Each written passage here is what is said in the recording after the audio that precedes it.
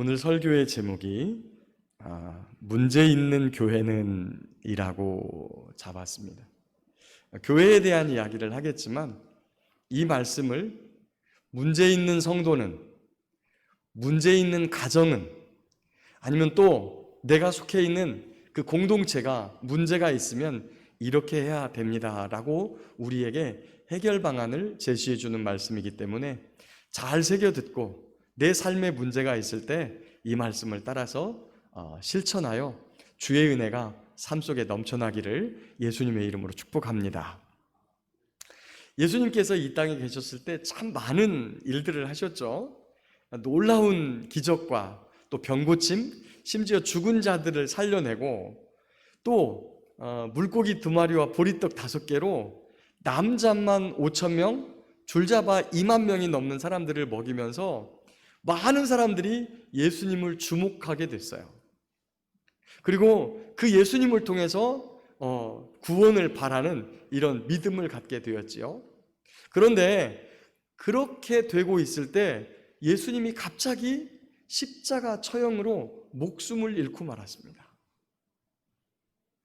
그래서 함께했던 제자들, 그리고 함께했던 많은 사람들이 아무도 예수님의 곁에 남아있지 않고 다 뿔뿔이 흩어지고 말았죠. 근데 예수님께서 그냥 버려두신 것이 아니라 부활하셔서 그들을 다시 다 불러내셨어요. 그리고 다시 모았습니다. 다시 모인 제자들은 예수님의 말씀을 따라 예루살렘 마가의 다락방에서 열심으로 기도했어요. 그러자 그들에게 성령이 충만하게 내리셨고, 이 예수님이 살아 계셨을 때 행했던 놀라운 기적들과 병고침과 그리고 표적들이 제자들을 통해서 나타났어요. 예수님은 한 분이셨는데 사도만 12명, 그리고 예루살렘 마가의 다락방에 모였던 제자들이 120명, 그리고 성령이 충만한 베드로의 설교를 듣고 회심하여 주께로 돌아온 자가 5,000명, 그 다음에 3,000명, 그 다음에 수많은 사람들이 주님께 돌아왔어요. 항상 유대인들이 숫자를 셀 때는 누구만 세요? 성인 남자만 세요. 어린아이와 여자 빼고. 그러니까 5,000명이다 그러면 5,000명이 아니라 2만 명 정도 되니까 2만 명 정도. 3,000명이면 3,000명이 아니고 3, 40이 12,000명 정도가 되거든요. 그러니까 아주 짧은 시간 내에 예루살렘 교회가 굉장히 급성장을 하게 돼요. 이러면서 많은 사람들이 모여들었죠. 그들이 많이 모여드니까 이제 그들을 때로는 먹이기도 하고, 그 다음에 어렵고 힘든 분들이 있으면 도와야 돼서 그런 것들을 보면서 내가 가진 걸로 저분들을 좀 도왔으면 좋겠다라고 헌신하는 사람들이 나타나기 시작했어요. 심지어 자기의 밭과 그리고 집을 팔아서 어려운 사람들을 돌보아 달라고 교회에 헌금하는 사람들도 나타났죠. 이렇게 아름다운 사랑의 공동체를 통해서 더 많은 사람들이 예수님을 믿게 됐죠. 교회라고 하는 것은 이렇게 성령의 능력이 나타나고 또 아름다운 섬김과 나눔이 있을 때 백성들에게 칭찬받고 믿는 자의 수가 많아져서 날마다 구원의 역사가 풍성히 드러나는 줄 믿습니다. 그런데 이 아름다운 교회 안에서 갈등이 나타나기 시작했죠. 그도 그럴 것이, 여러분, 아주 짧은 시간 내에 수만 명의 사람들이 모여들었으니 그 다양한 사람들이 모인 곳에 갈등이 없을 수가 없겠죠. 교회의 전체적인 운영을 12사도가 맡아 했어요. 그 전에 재정출납을 했던 가룟 유다는 목매어 자살해서 죽어버리고 그 직임을 마띠아라고 하는 제자가 들어와서 같이 했어요. 그런데 어쨌거나 마띠아든 베드로든 야고보든 요한이건 간에 이분들이 전부 다 히브리파 유대인들, 정통으로 이렇게 이스라엘의 영토 안에서 조상들의 피를 받아서 그곳에서 율법을 준수하며 살았던 그런 분들이었어요. 그러다 보니까 그들과 가까운, 그리고 그들이 가까이 하는 사람들이 대체적으로 이렇게 구제의 손길을 받게 되죠. 저희 교회가 주일학생까지만 다 합쳐도 100명 조금 더 돼요. 100명 조금 더 되는데, 이 100명 조금 더 되는 지금 이러한 성도님들도 참 돌보기가 어려운 시대가 됐어요. 특별히 코로나 때문에 어려워서 신방도 잘 하지 못하고, 우리 어른들께서 또 연세가 많으신 분들이 많죠. 코로나가 아니어도 교회 나오기가 어려운 그런 형편에 계신 분이 지금 90이 넘어가지고 이제 노안으로 거동조차 불편하신 분들도 많이 계시고요.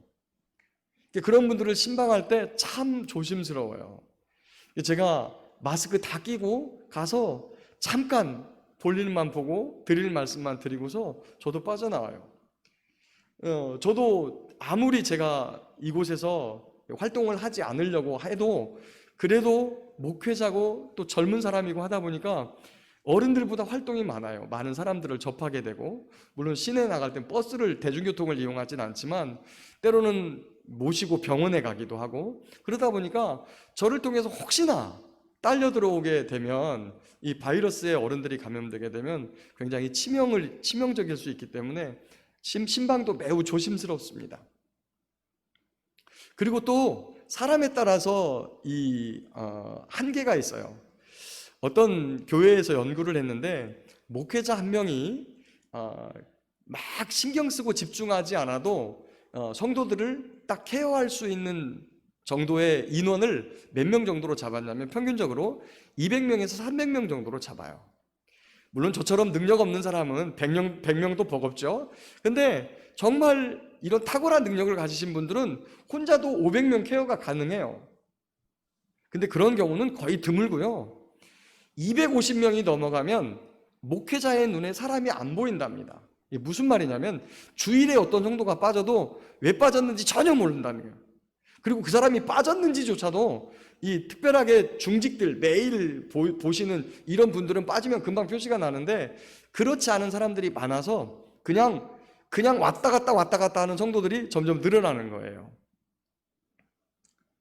그런데 예루살렘 교회는 몇 명입니까? 사도들은 12명인데 12분인데 성도가 지금 4만이 되는지 5만이 되는지가 감당이 안 될 정도로 많은 성도들이 있어요. 그러니 그 성도들이 다 보입니까? 아니죠. 아는 사람을 통해서 누가 어렵대, 누가 힘들대 그러면 그 사람들만 돌볼 뿐이에요. 그러다 보니까 자연스럽게 이 사도들과 밀접하게 연관이 없는 사람들은 구제에서 누락되는 게 이게 불을 보듯 뻔한 거예요. 그래서 원망하는 목소리가 터져나오기 시작했죠. 당연히 소외된 사람들, 그 다음에 구제에서 빠진 사람들이 원망했을 거예요. 그런데 사실은 교회만 그런 게 아니라 세상 살아가는 곳이라면 어디든지 간에 이러한 갈등들이 늘 존재합니다. 심지어 한 손가락으로 꼽을 수 있는 가정, 어쩌면 두 분밖에 안 계시는데도 이 두 분이 마음이 하나가 안 될 때가 많아요. 그래서 사람이 있는 곳이라면 어디든지 갈등이 있어요. 그래서 갈등이 생기는 것 자체는 큰 문제가 아닙니다. 그런데 그런 갈등이 생기고 문제가 생겼을 때 이 문제를 어떻게 풀어가느냐가 그게 바로 굉장히 중요한 것 같아요. 여러분, 원망하는 것이 문제를 해결할 수 있는 방법이 아니라는 것은 누구나 알고 있어요. 누구나. 여러분 중에 혹시 모르는 분 계세요? 원망하면 문제가 해결된다 이렇게 아시는 분 아무도 없죠. 그런데도 불구하고 어떤 문제가 생기면 우리는 본능적으로 가장 가까이 있는 사람들에게 이 문제를 전가하는 습성이 있어요. 어디서부터 그랬냐? 에덴 동산에서부터 그래요. 아담이 하나님께서 너 왜 내가 먹지 말라는 거 먹었어? 그러니까 아담이 뭐라고 대답합니까? 하나님이 주셔서 나와 함께 있는 그 여자가 먹으라 그래서 먹었습니다. 가장 가까이에 있는 자기 아내에게 책임을 전가하는, 그리고 아내를 원망하는 이 아담의 모습을 봐요. 여러분, 근데 아담의 원망 속에는 근본적인 원망이 누구를 향하고 있냐면 하나님이 주셔서 나와 함께 하신 그 여자, 다시 말하면 하나님을 향한 원망의 마음이, 죄는 본인이 져놓고 하나님을 향해서 원망하는 이런 아담의 마음이 있다는 거예요. 저와 여러분이 누굽니까? 그 아담의 후손들이에요. 그래서 무슨 문제가 생기면 편안할 때는 괜찮은데 무슨 문제가 생기면 이거를 자기 문제라고 인식하지 않고 누구에게로 화살을 돌립니까? 저 사람 때문에, 목사님 때문에, 장로님 때문에, 이렇게 원망을 하는 것이 우리의 본능적인 습성이에요. 이스라엘 백성들도 그랬어요. 광야를 살아가다 보니까 크고 작은 문제들이 생겨요. 오래 행군하다 보니까 아프고 힘들고 어렵고 때로는 먹을 것도 없고 물도 떨어지고, 그럴 때마다 모세와 아론이 지금 우리를 데리고 가면서 이런다 라고 원망했어요. 그들 눈에 낮에는 구름기둥 밤에는 불기둥이 인도하는 하나님의 인도하심의 손길이 보임에도 불구하고 모세와 아론을 향해서 원망했어요. 당신들 때문에 지금 우리가 이 어려움을 당하고 있다. 그래서 그들의 결국이 어떻게 됐습니까? 원망하다가 전염병 걸리고, 원망하다가 지진, 원망하다가 불뱀, 원망하다가 그렇게 죽어갔습니다. 원망은 해결 방법이 아니에요. 그러면 어떻게 해야 해결될 수 있을까? 따라서 하겠습니다. 문제 있는 교회는, 문제 있는 가정은, 문제 있는 성도는 기도해야 합니다. 이스라엘 백성들이 광야에서 원망하다가 다 그렇게 죽은 반면에 문제만 생기면 하나님 앞에 가서 무릎 꿇고 엎드린 분이 계십니다. 그분은 모세였습니다.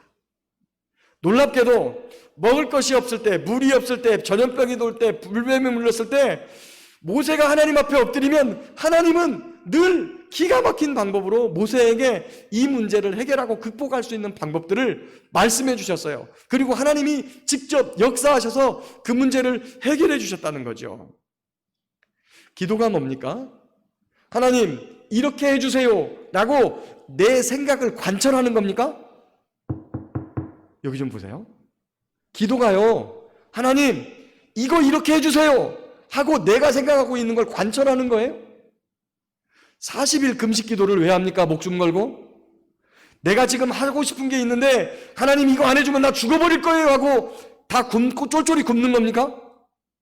여러분, 만약에 기도를 그렇게 인식하고 계시다면 저와 여러분은 금식 기도하면 안 됩니다. 기도를 그렇게 인식하는 것이, 그렇게 내가 생각하고 내가 하고 싶은 것을 하나님한테 어떻게든지 받아내고 관철시키는 것이 기도라고 생각한다면 그런 분은 큰 위험성이 있어요. 기도는요, 내가 하고 싶은 것을 관철하는 것이 아니라 하나님 이런 때는 어떻게 해야 됩니까? 라고 하나님의 방법을 묻는 거예요. 하나님의 방법을 묻고 하나님의 방법대로 내가 따라가겠습니다 라고 하나님께 구하는 거예요. 그래서 내가 미처 생각하지 못했던 그런 기가 막힌 방법으로 우리를 이끄시고 그리고 우리를 인도하시는 하나님의 은혜 속에 잠기는 것, 그게 바로 기도의 현장이라는 것이죠. 내 생각을 주장하는 것이 아니라 하나님 앞에 하나님의 방법을 묻는 겸손한 자세를 가진 사람, 바로 그가 기도하는 사람인 거예요. 하나님은 이렇게 겸손한 자에게 은혜를 베푸셔서 문제를 해결할 수 있는 방법을 알려주시고 구원의 길을 열어주십니다. 오늘도 기도를 통하여 개인과 가정과 교회의 문제를 해결받는 귀하고 복된 날 되시기를 우리의 기도를 들으시고 응답하시는 예수님의 이름으로 축복합니다. 두 번째 따라하겠습니다. 교회는, 가정은 함께해야 합니다. 2절을 보니까 교회에 문제가 생겼을 때 12사도가 이 문제를 어떻게 해결할 것인가를 의논하는 과정이 나옵니다. 그런데 그 과정을 다 설명하진 않았지만 12사도가 먼저 모여서 의논을 하셨던 것 같아요. 그 다음에 제자들을 불러 모으세요. 제자들을 다 불러 모아가지고 이 문제를 어떻게 해결해야 되겠다라고 하는 방법을 제시해요. 그리고 최종 결정은 사도들이 하는 것이 아니라 너희들이 이 문제를 결정해 달라고, 방법은 제시하고 길은 알려주는데 결정은 당신들이 하라고 맡겨놔요. 그런데 사도들이 그 결정한 방법과 길을 가만히 찾아보면 인간적인 생각이 아니라 철저하게 성령님을 의지하고 그분께 맡기는 그러한 자세들을 볼 수 있습니다. 에덴 동산의 뱀을 기억하시나요? 그의 본질이 뭐죠? 요한계시록에 보니까 옛뱀, 큰 용, 사탄이라고도 하고 마귀라고도 하는, 다시 말하면 그 뱀이 사탄 마귀예요. 그런데 뱀의 그 특성, 마귀의 특성 중 하나가 간교하다. 이 간교하다는 말이 지혜롭다고 하는 말과 비슷합니다. 비슷해요. 그런데 지혜롭다고 안 하고 간교하다고 했어요. 간교하다고 하는 의미 속에 어떤 의미가 숨겨져 있냐면 속에 있는 것을 감춘다, 이런 뜻이 있습니다. 사람들에게 밝히 드러내지 않고 감춘다라고 하는 거예요. 교회 안에서 누구는 이거 알면 안 돼. 그 사람한테는 비밀로 해. 그러면 반드시 그 틈에 누가 역사합니까? 마귀가 역사합니다. 하나님 앞에서 우리가 감출 게 있습니까? 감출 게 없죠. 그러면 교회에서도 가정에서도 드러내야 돼요. 이거를 무언가 속에 있는 생각들과 마음들을 감추고 무슨 일을 하면요, 여러분 감춰질 것 같죠? 아닙니다. 그 대화 속에 하나씩 하나씩 드러나요. 아니야, 이거를 내가 의도적으로 거짓말하려고 감추는 게 아니라 저 사람이 들으면 이거 감당하지 못할 거야. 여러분, 여러분의 남편이 그 얘기를 들으면 감당하지 못할 것 같아서 비밀로 합니까? 하나님이 그렇게 하시라고 하시던가요? 절대 그렇게 하지 않습니다. 내 남편이 비록 믿음이 연약한 것 같고 그 다음에 하나님 앞에서 신실하지 못한 모습이 늘 눈에 걸릴지라도 하나님은 그 남편 아래에 여러분을 두었다는 걸 기억하십시오. 교회 안에서 이런 문제를 소화하지 못할 성도가 있으면 자세히 설명하고 그리고 소화해낼 때까지 좀 기다렸다가 천천히 가면 되죠. 왜 그거를 감추고 소외시키려고 합니까?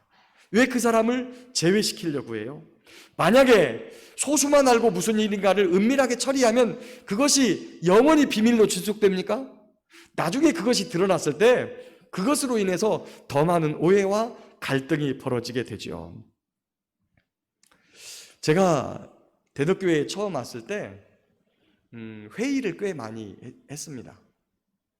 왜 회의를 많이 했는지 여러분께 고백할게요. 지금은 많이 하지 않는데 그 당시 때 했던 이유가 자꾸만 소외감을 느끼는 분들이 너무 많아요. 내가 나를 교회에서 이렇게 무시한다, 제껴놓는다, 이런 생각을 가진 분이. 그래서 회의를 자꾸만 주제를 했어요. 그러면 교회가 전체적으로 돌아가는 것을 알면 본인이 소외됐다는 생각을 안 할 수 있기 때문에. 지금 저희 대덕교회가 교회의 어떤 일을 결정하기 위해서는 제가 이렇게 하자는 게 아니라 당회에서 논의를 합니다. 당회에서 논의를 하고 그 다음에 재직 부서장님들과 논의를 하고 그 다음에 마지막으로 공동의회를 통해서 결정하고 그것을 실행해 갑니다. 때로는 안건에 따라서 장로님들하고 상의하고 끝낼 일도 있죠. 재직들하고 상의하고 끝낼 일도 있습니다. 하지만 중요한 안건은 공동의회에서 의결하고 그대로 시행을 해야 소외되고 그런 일로 인해서 아픔을 겪는 사람들이 최소화할 수 있어요. 다음 주에 저희 교회가 공동의회를 합니다. 모든 교회가 이 문제를 가지고 있기 때문에 제가 여러분에게 한마디 말씀을 좀 드리고 가려고 합니다. 가끔 회의가 끝나고 나면 회의 중에 자신이 의견을 냈는데도 받아주지 않았다고 불평하시는 분들이 모든 교회마다 다 있어요. 자, 그런데 그것을 대비해서 여러분에게 회의 진행에 대한 요령을 한 말씀 드리겠습니다. 어떤 분이 회의석상에서 손을 들고 의견을 냈어요. 자, 그러면 그 의견에 동의하는 사람이 있고 또 그 의견에 대해서 제청하는 사람이 있으면 그게 회의 안건이 아닐지라도 다룰 수 있습니다. 그래서 동의와 제청이 따라오면 전체 의견을 물어요. 이 의견을 방금 내셨는데 여러분 이 의견 어떻습니까? 동의 제청이 있었는데 다른 분들의 생각을 묻고 다른 생각이 없으면 찬반을 물어갖고 그거를 결정을 할 수 있어요. 자, 그런데 의견을 냈는데 다른 분들이 그 의견에 대해서 아무도 동의 제청을 안 해줘요. 그러면 어떻게 해야 됩니까? 그분 한 사람의 의견인 거예요. 그렇다라고 해서 동의 제청이 안 나왔는데 회의 끝나고 나서 내가 말았는데 이거를 들어주지도 않았다고 이렇게 하게 되면 공동체가 깨지는 겁니다. 그래서 회의 중에 반드시 의견을 내밀면 뒤에서 누군가가 그 의견에 대해서 동의하고 또 그 의견에 대해서 제청할 때만 본 안건이 아니어도 다룰 수는 있습니다. 그러기 전에 사실은 어떤 과정이 있으면 더 좋냐면 아예 회의석상에 그 안건이 상정될 수 있도록 미리 기도하고 준비해서 회의를 주재하는 사람한테 미리 귀뜸을 해주는 것이 좋습니다. 그러면 회의가 매끄럽게 진행이 돼요. 그러지 않을지라도 회의석상에서 즉흥적으로라도 자기 의견을 낼 수는 있습니다. 그런데 반드시 그런 과정을 거쳐서 동의 제청이 나와야만 그 의견을 그 자리에서 다룰 수 있다. 그래서 여러분이 그렇게 알아주시고 그렇게 이 공동회의에 참석하거나 교회 회의에 또는 다른 공동체에서도 그렇게 회의에 참석해 주시기를 부탁드립니다. 교회뿐만 아니라 작은 공동체인 가정에서조차도 감추고 그리고 은밀하게 무엇인가를 진행하면 그것 때문에 소외되는 마음으로 부부간에도 갈등이 생기고 가족들끼리도 갈등이 생길 수 있습니다. 하물며 교회에서 은밀하게 소수 몇 명이서 무슨 안건 처리를 진행하고 그리고 다수가 알지 못하게 적당하게 뭉거뜨려 갖고 이런 것들을 진행하게 되면 나중에 공동체가 와해되는 큰 문제가 발생해요. 예루살렘 교회처럼 사도들이 먼저 모여서 기도하고 같이 회의를 한 다음에 성령님께서 인도하시는 말씀대로 인도하시는 방법과 길을 준비했다가 성도들에게 그런 것들을 제시해주고 성도들로 하여금 올바른 결정을 할 수 있도록 함께하여 소외됨이 없이 서로 함께하는 믿음의 공동체 이루시기를 예수님의 이름으로 소망합니다. 세 번째 따라하겠습니다. 교회는 일꾼을 잘 세워야 합니다. 예루살렘 교회가 구제의 문제를 해결하기 위해서 머리 좋은 사람, 계산 빠른 사람, 돈이 넉넉한 그런 사람을 택했나요? 아니면 우리 대덕교회가 재정부에 혹시 머리 좋은 사람, 계산 빠른 사람, 가방끈 긴 사람, 돈이 많은 사람을 이렇게 재정 처리하라고 거기다가 놓든가요? 여러분, 교회는 그렇게 하는 곳이 아닙니다. 우리 5절과 6절, 본문 5절과 6절을 한번 다 같이 읽어보겠습니다. 5절, 6절 시작. 온 무리가 이 말을 기뻐하여 믿음과 성령이 충만한 사람 스데반과 또 빌립과 브로고로와 니가노르와 디몬과 바네나와 유대교회에 입교했던 안디옥 사람 니골라를 택하여 사도들 앞에 세우니 사도들이 기도하고 그들에게 안수하니라. 아멘. 하나님의 뜻을 따라 하나님의 교회에서 일하고 헌신할 수 있는 사람의 기준은요, 많이 배우고 돈 많고 계산 빠른 사람이 아니라 믿음과 성령이 충만하여 칭찬받는 사람이어야 합니다. 왜냐하면 교회라고 하는 것은 하나님께서 세우시고 성령 하나님께서 세우시고 성령 하나님께서 인도하시고 성령 하나님께서 운영하시기 때문에 그래요. 그렇기 때문에 누구의 말에 가장 민감해야 되냐면 성령님의 지시와 인도에 아주 민감하게 반응하는 사람이 일꾼들로 세워져야 합니다. 성령으로 충만한 사람은 무슨 냄새가 나냐면 그리스도 냄새가 나요. 그리스도 냄새. 그래서 사람들에게도 칭찬받아요. 단지 교회에서만 칭찬받는 사람이 아니고요, 마을에서도. 교회에서는 잘하는 것 같은데 마을에 가면 무지 욕먹고 이런 사람이 성령 충만한가? 여러분 잘 생각해 보아야 합니다. 저와 여러분 모두가 성령과 믿음이 충만하여 하나님과 사람에게 칭찬받는 좋은 일꾼이 되시기를 예수님의 이름으로 축복합니다. 마지막으로 따라합니다. 교회는 사랑해야 합니다. 예루살렘 교회 형편을 보니까 히브리파 유대인들이 기득권층이었던 것 같아요. 이 히브리파 유대인은 뭐냐면 이스라엘 본토 지역에서 태어나서 살고 있던 사람들. 지금 우리가 이 복음이 아직 예루살렘에 머물러 있는 것을 보죠. 지금도 예루살렘 마가의 다락방에서 예루살렘을 벗어나지 못하고 계속 예루살렘 교회를 이야기하고 있어요. 우리 교회로 따진다면 이 예배당이 굴탄리에 있다 보니까 성도들 중에 누가 제일 많아요? 어느 지역 분들이? 굴탄리 사람들이 가장 많아요. 그러니까 굴탄리 사람들이 전부 다 재정 보고 봉사하고 재직 부서장 세워지고 막 이런 교회입니까? 저희 교회가? 그러지 않죠. 그럴 수도 있다는 이야기예요. 어찌 보면 그것이 자연스러운 것일 수 있어요. 지금 국회에 가면 누가 절대다수층이에요? 예, 어떤 당이 절대다수여서 그들 마음대로 해요. 자기들 하고 싶은 대로. 이것을 기득권이라 그래요. 기득권. 그리고 반대쪽에서 반대의 목소리를 내도 너희들은 뭐 내든지 말든지 자기들 하고 싶은 대로 땅땅 망치치면 그만이에요. 이거는 세상이 하는 일이고요. 교회는 어떻게 해야 되느냐? 교회는 이 갈등의 요소가 바로 누군가가 기득권을 가지고 그 기득권을 마음대로 쓰고 있다고 생각하는 데서 갈등이 오는 거예요. 그랬을 때 이 사도들은 어떻게 했냐면 7명의 제자들을 천거를 받는데 이 7명의 제자들의 이름을 보니까 전부 다 헬라식 이름이에요. 베드로, 요한, 야고보 이런 제자들은 이 제자들은 이름이 히브리식 이름이에요. 히브리식 이름. 그런데 스데반, 그 다음에 그 뒤에 있는 니골라까지, 심지어 니골라는 원래 유대인도 아니에요. 이방인이었는데 유대교에 입교했었던 니골라예요.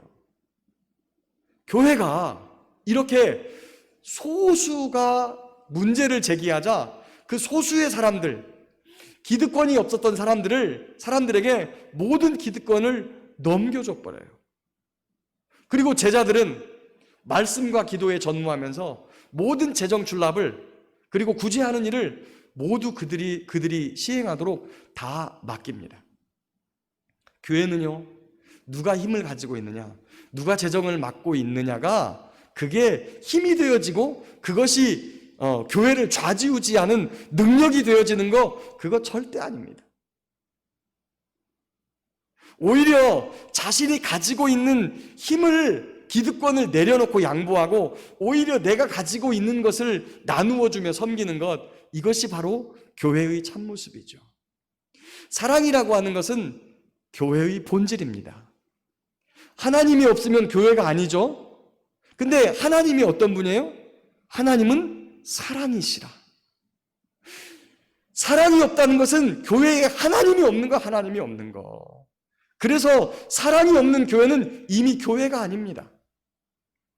건물이 좋다고 교회입니까? 아닙니다. 그 안에 머무는 사람들이 사랑하기 때문에 좋은 교회가 되는 거죠. 말씀을 맺겠습니다. 사랑하는 우리 대덕교회 성도 여러분, 오늘 사도행전 6장을 통해서 교회에 문제가 생겼을 때 어떻게 해결해야 된다고 하는 방법을 알아보았습니다.